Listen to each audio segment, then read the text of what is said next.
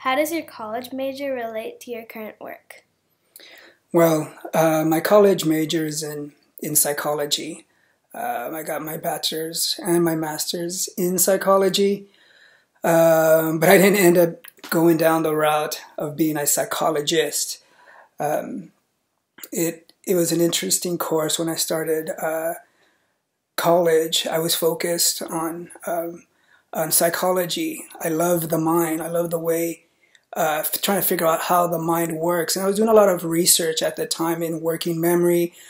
But when it started off when I was in my master's course, um, I had to take some extra classes that weren't related to the field or the major that I was in. They're called electives. And I took a couple of electives, and I chose computers. It was kind of new at the time in our department. But it was interesting. I really liked figuring out computers. I think we had to do some coding and stuff like that. And I got along really well with the professor at the time.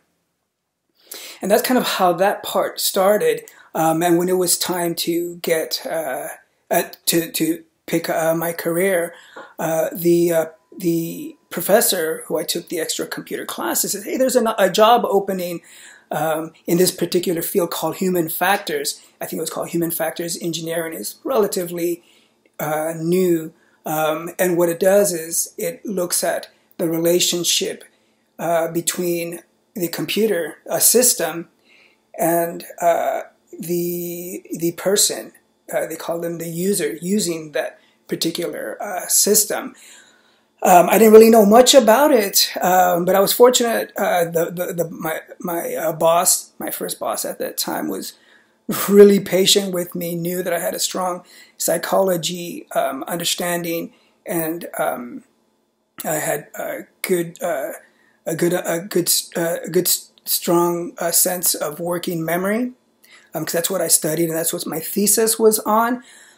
It was that channel of understanding the computer side, and right when I started working on the computer side, I was able to really kind of challenge myself because it was really new. So I took extra time, even between my work, my work to off hours on the weekends, to read up as much as I could. I needed to really figure out that relationship, where now we have the computer as a new variable into the mix when we're kind of thinking about it from a user, the mind's perspective. It took a while, but I was able to do really well, and I kind of got a knack for it to be able to kind of express designs. And I think that the field from human factors has kind of changed several labels.